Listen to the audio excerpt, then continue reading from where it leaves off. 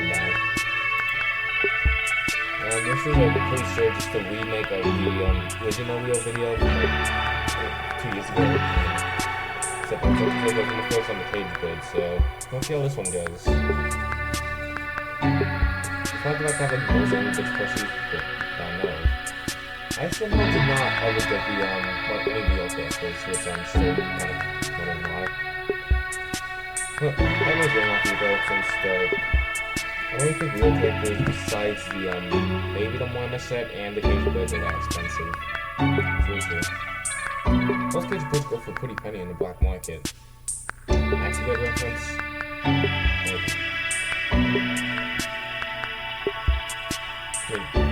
Like, there are some weird ones to this whole Cage Bird thing, like the samples that are weirdly colored. Especially like the red one with like pink flames sort of honest, like red color that something weird. That made me random because I don't know what to say for like the next 30 seconds. It's really sad. Then there for the real decent.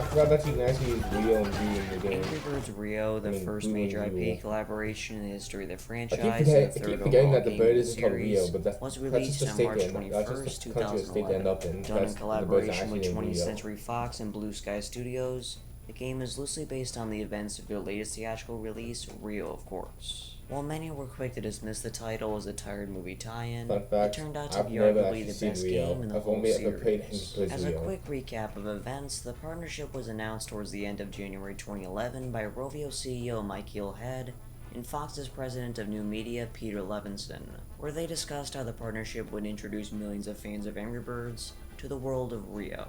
With that goal in mind, they made sure the launch would go swimmingly, and let me tell you, the promotion to lead up to this game was masterful. On Rovio's end, we received a fully animated trailer proudly featuring those characterful combo designs we all know and love.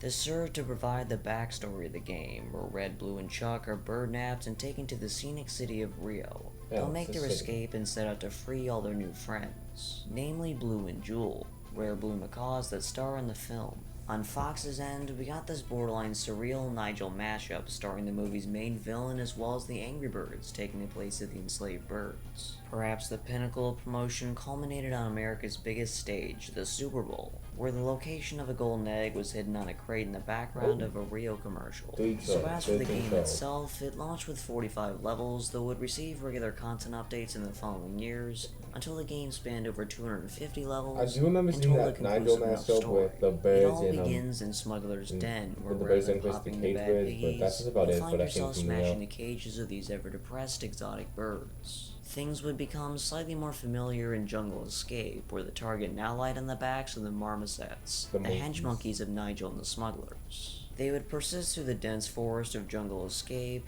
through the sandy umbrella-filled beaches of Beach Volley, in the dazzling and notably moving parade of Carnival Upheaval. This is until you reach Airfield Chase, where the entire flock, now at large, attempts to put the final dent in the smugglers' operation, by freeing the remaining cage birds and taking down their plane and, well, smugglers' plane. Throughout the levels, you'd enjoy the help of a few select characters from the Rio movie, including Blue and Jewel, who function as fully playable characters in a handful of levels. This would also become the first game in the series to feature actual boss levels, and not of the generic Kingpin variety. These levels were of greater scope than the conventional ones, notably featuring moving targets and Nigel, Moro the Marmoset leader, and even a motherfucking plane. But otherwise, Rio essentially functioned just like classic in Seasons, and would be an easy pick up and play for the aforementioned millions of fans, which enabled it to surpass a mind-blowing 10 million downloads in just 10 days. What a time to be alive. Damn. Although this game felt similar to the previous two entries, it did mark a minor stylistic change to the main characters, ditching these classic designs in favor of these slightly less irregular chrome designs, as we call them. This name owes its origins to the browser-based PC game that came out in May, but in reality, the designs first debuted in-game in Rio. It's more noticeable in some characters than others, but regardless, these designs would go on to define the golden era of the franchise, but are just another bit of trivia regarding this game.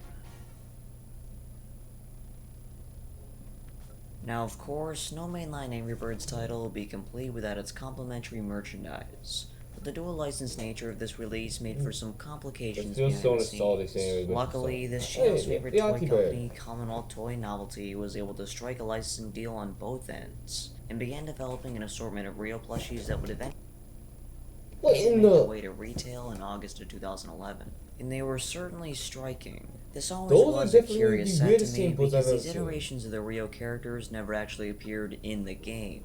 Sure, Blue and Jewel were playable characters and Nigel was a boss in several levels, but they were rendered closer to their theatrical appearance. These plush toys, however, were based upon merchandise-specific renderings of the characters that Rovio commissioned just for Commonwealth. This was in order to differentiate the Angry Birds Rio products from the standard Rio products. And generally, I find that collectors understand this and appreciate the designs for what they are.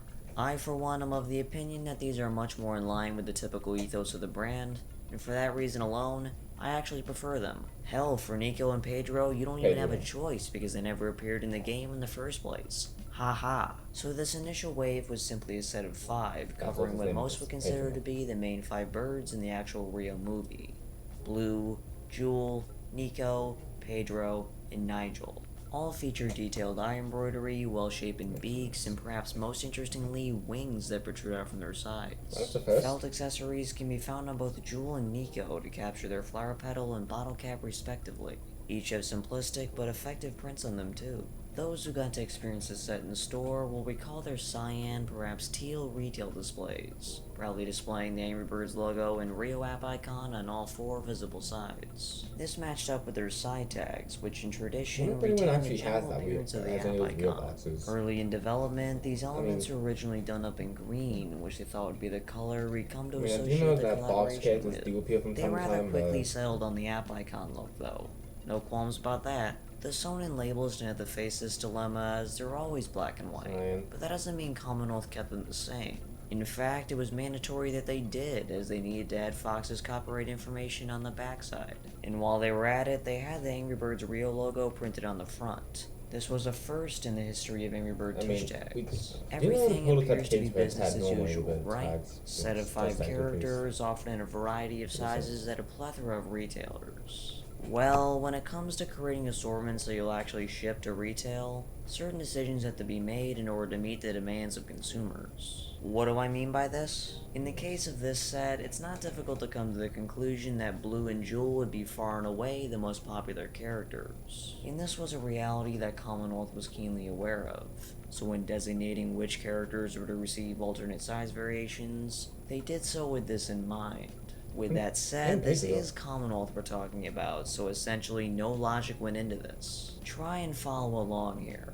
Blue and Jewel are offered in 5-inch, 8-inch, and 16-inch. They skipped the 12-inch variation for retail, and to be fair, that has historically been the least popular size variation anyways. Pedro, and only Pedro, was offered in 5-inch and 8-inch. These 3 are most commonly found with sound and in or from retail display boxes, as Toys R Us stores sold the majority of these back then. Meanwhile, Nico and Nigel were sold exclusively as 5-inch. Unless you live in Finland, because there was a non-zero chance of stumbling across a Rovio import from the very first production run of this set that are true 8-inch, but those are essentially non-existent. They were originally planned to be part of the 8-inch with sound retail assortment, but were dropped last second for unknown reasons. Then, for specific assortments of backpack clips in 2012, Blue and Jewel would show up either on a card or with a tag. There was no box. Basically, they have backpack I could have sworn I saw a variants, box and they're Nico pretty like cool. a few months Things get even ago. more convoluted when I'm not sure if I'm actually imagining things, but I remember a few months ago I was on eBay and amusement for variations to friendly good box stuff characters. toys. I And could have often sworn I make saw a size Nico in a variations that box. never showed up at retail. This remained true for Getting out of Rio Kansas and Speak resulted in crazy some of the things, rarest, yeah, most nice obscure things, but variants I we've just wanna looked at saw in this them, channel. To our knowledge, Pedro, Nico, and Nigel were produced in 8-inch, 12-inch, and 16-inch Okay, as good sister, stuffs, will be so they are employed. exceedingly rare as you can imagine. The larger two are almost completely undocumented, and only show up on second-hand sites once in a blue moon. Blue and Jewel appear to be the same, How is and that? logically, why wouldn't they be? Unless I forget this oddity. It appears that many variants of Blue and Jewel are planned to be sold in this pink cage, perhaps alluding to their arc as chained together birds. Got all that down? Well, let's throw a spanner in the works, perhaps of the monkey variety, because 2012 would introduce a sixth member of the set, and a character that I'm surprised wasn't included day one, the Marmoset.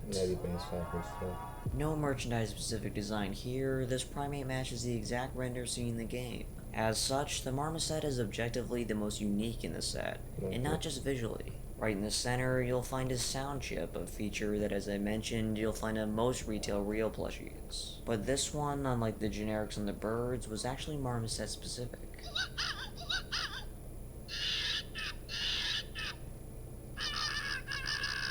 This was the first ever instance of this, though it was probably done out of necessity rather than anything else, because they weren't gonna put a bird or a pig chip in him, right? He also sets himself apart by being offered at retail and not only 5-inch and 8-inch, but 12-inch and 16-inch as well. If he had a backpack clip, he'd span the whole spectrum. How about we do some quick-hitting monkey trivia as the means to cover his admittedly weird history. So let's get into it. Here's 107 facts about the Marmoset. Wait. There's no way I can stretch the runtime of this out that far. Anyways, let's just see how many we can hit. Number 1. The location of his sound chip mysteriously moves from his chest to his ear on larger size variations. Number 2.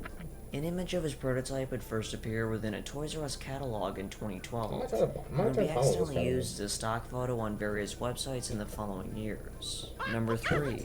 Oddly enough, the Marmoset is the only production Rio plush to be distributed exclusively at retail. Number 4. He'd most commonly be sold at retail alongside the next wave of Rio plushies, the Cage Birds. Ah yes, the Cage Birds always had a more intriguing history than the standard set, mainly because their release was even more ridiculous. Until recently, not even I had a grasp on how they were stored and distributed. But I'm here to finally set the record straight, so I'd say it's time for a brief history. What in the... Right on the heels of the standard set's launch, Commonwealth began initial sampling of the Cage Birds in September of 2011, with plans to bundle characters. I take it back when I said about those area Rio plushies. These are the most cursed ones. Created, each representing a variant seen in the game. The pairs went as follows: green and yellow, lavender and fuchsia, red and blue, and the scarlet ibis and the blue and gold macaw. In the eyes of Rovio, these were not deemed up to their standard, mainly owing to the general shaping of their bodies and extremities, so a second round of samples were created with their notes in mind. While the inaccurate colors remained, the patterns were adjusted where they now more closely resembled what we saw in-game, which must have given someone at Commonwealth a brilliant idea. Instead of these generic, uninspired 2-packs, why not sell them in cage-themed boxes? Cannot call them Cage Birds if they're not behind bars, right? Otherwise, they're just mildly depressed exotic birds. Rightly so, Commonwealth created these special edition boxes with plastic window inserts, a lock on the front side, and a handle up top to enable easy transport of your enslaved feathered friend. Multiple iterations of this box were created, demonstrating Commonwealth's intent to get it into production. After yet another round of samples in January 2012 that finally resulted in game-accurate colors, it seemed the Cage Birds were ready to hit production. But here's where things take a turn, arguably for the worse. Needless to say, the Scarlet Ibis and Blue and Gold Macaw were dropped, but that happened after the first round anyways. This neat box that I just waxed poetically about? Yeah, no, we're not doing that. Instead, Commonwealth settled on releasing them in standard retail displays as if they were any other run-of-the-mill plush. Evidently, this was a cost-cutting measure, and only 6 of these prototype boxes remain in existence today. Would you risk putting these niche characters at a higher price point as a means to justify their packaging? In fact, why have 6 characters at all? Family Guy. Instead, we'll cut the set in half and make it an assortment of 3. As a recap, at the start, we had all 8 Rio Cage Birds represented, with plans to release them in some sort of box set. But in the end, the final assortment consisted of just under half the original total, and no special packaging whatsoever. And on top of it all, they took just about a year to actually reach the market. Oh, these in ones January remix. 2013, select retailers began offering the Cage Bird assortment, including the fuchsia, purple, and green variants. Though I can already hear you typing away in the comments. But Maximus, Commonwealth did release the blue, red, and yellow Cage Birds. Some of you, in fact, will correctly claim that you own them. Well, you're technically not wrong. Indeed, in a crazy turn of events, the blue, red, and yellow Cage Birds made it into Good Stuff's production. This is actually the only footage of this Cage Birds made to drop the retail assortments. So what we have here are 3 Claw Machine exclusive characters, which makes them the rarest in the set, and 3 other characters that were sold at retail and in Claw Machines. But that would be too cut and dry. How about we sell the blue Cage Bird at retail, but make it a Canadian exclusive and only sell it as an 8-inch variation? That makes perfect sense. Red Planet Group, Commonwealth's English and French-Canadian distribution partner, received 8-inch retail assortments that not only had the 3 the US got, but also had the blue Cage Bird. Why did this happen? Careful inspection of their production codes reveals that their production run was actually a month before the US's. These never presumably were made before the Blue Birdie got the axe. Any way you slice it, this is an unmitigated mess. Samples with different shapes, samples with different colors, samples with different boxes, Claw Machine exclusive, delayed production exclusive. Oh boy, this is why I do this, right? Did I mention that just before production they changed the blue Cage Bird's underbill? Oh, shut it already! I didn't even get to properly showcase how neat these little fellas are. So enjoy a quick montage of, well, them. Look, I even have one of those small pupil samples. Those small pupil samples creep me out. Like, seriously.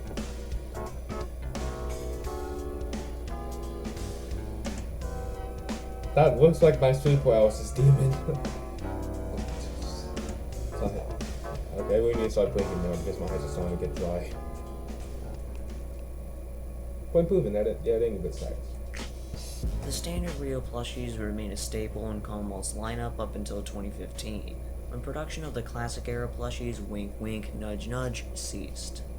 It was on Amazon? Though as we all know, the actual Rio game would continue to receive updates up through 2015. Thanks to Rovio's continued partnership with 20th Century Fox, in their second theatrical so Rio does that mean that Angry for Birds the High Dive update in Rio February 2014, an entire new section of the game was added solely to separate what would become a new library of Rio 2 themed episodes. Yeah, to promote these new levels, as well as the films that is not how. That is a switchblade. Commonwealth planned to add 2 additional characters to the pre-existing Rio set, one of which was a familiar face from the first game, the second a rather forgettable antagonist from the second film that never actually appears in the game. Allow me to introduce you to Raphael the Toucan and Gabby the Poison Dart Frog. Which was shown in the question video. Wow! Well, nothing really special. I mean, I don't really find them being that special, but I'm pretty sure most people here do. Quite proven what the person won. Raphael. Guess someone made these in like, I guess 8-inch. And apparently these are the only ones they ever made, so not everyone's actually gonna get these. These 2 have never seen the lens of a camera until now. Unless you're convinced this blurry speck in the background of this WikiBear video is this very Gabby plush. These 2 there was a lot in that WikiBear video. The original set, as they are based on merchandise-specific renderings of the characters, rather than anything seen in the that's game. How we found out about the ghost Raphael only appears in a single cutscene anyways, so he basically doesn't exist in the game either. To my knowledge, these are the only surviving examples of these plushies in existence, and that assumes other copies were made. And speaking of additional characters, there is another I've neglected to mention. Based solely on his appearance in the game, he at least deserves a conversation. Luis the Bulldog serves an important role in the events of Rio. as he's the only one who can remove the chain keeping Blue and Jewel attached to the foot. This remains the case in Angry Birds Rio, though he also stars in Beach Volley's boss level where he can assist the player by chasing after loose beach balls. In order to achieve 3 stars, the player will have to strategically knock beach balls, debris, and marmosets into position where Luis can make quick work of them. His brief appearance in the game was actually enough for Commonwealth to consider making a sample or two. And so, here he is, sitting right next to that exact marmoset sample I briefly mentioned earlier. Based on the dates associated with these files, it appears as if Luis was meant to be released alongside the marmoset, as the presumably production-ready variant with the full set of teeth was even shot in an 8-inch retail display in December of 2011. From what I've gathered, he actually has 4 different samples created between the months of May 2011 and January 2012, with varying degrees of accuracy. Though one common thread amongst them all is his tongue, emphasizing his tendency to slobber and lick anybody in his vicinity. Why he was omitted from production is anybody's guess, and I would have personally liked to have seen, or rather heard, what unique phrases his sound chip would have had. And so, there you have it. A comprehensive overview of the Angry Birds Rio set. On the surface, this was an unassuming project. I think most mistake this line for being largely uninteresting from a lore perspective, though as we demonstrated today, that couldn't be further from the case. In fact, I would argue that their history is the 3rd most convoluted, obviously behind the classic and Star Wars sets. At the end of the day, the 12 characters that made it into production in one way or another are must-haves in my book, as their aesthetic is amongst the most unique in the entire Commonwealth plush collection. And hey, they're from the original trilogy, cannot go wrong there. If you have any comments, questions, or complaints, you can let me know in the comment section below.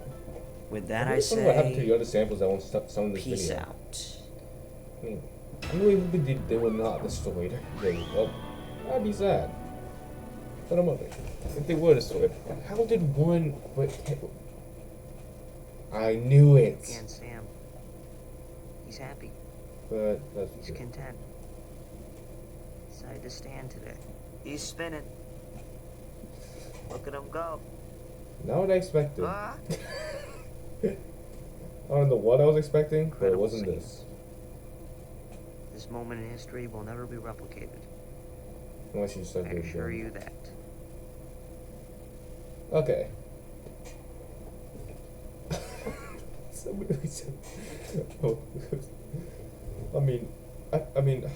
I'm questioning something. If all the other samples were destroyed, how did one single sample of those cage bits survive? Oh, something in most of the wheel. Okay, do you know this might be the last Burnside documentary for a month or two? I've got another project, so you might enjoy the meantime. Please tell me it's a third version. It's a third wave of the Commonwealth collection. Well, since today's the 13th anniversary, I got Dawson for that. But if somehow that one wheel cage bird survived, how did all the other samples die? Like get destroyed? Like the small sample one, the column. I might be cringe for doing this, but how did this one sample survive, yet every single other one here is either destroyed or just not undocumented?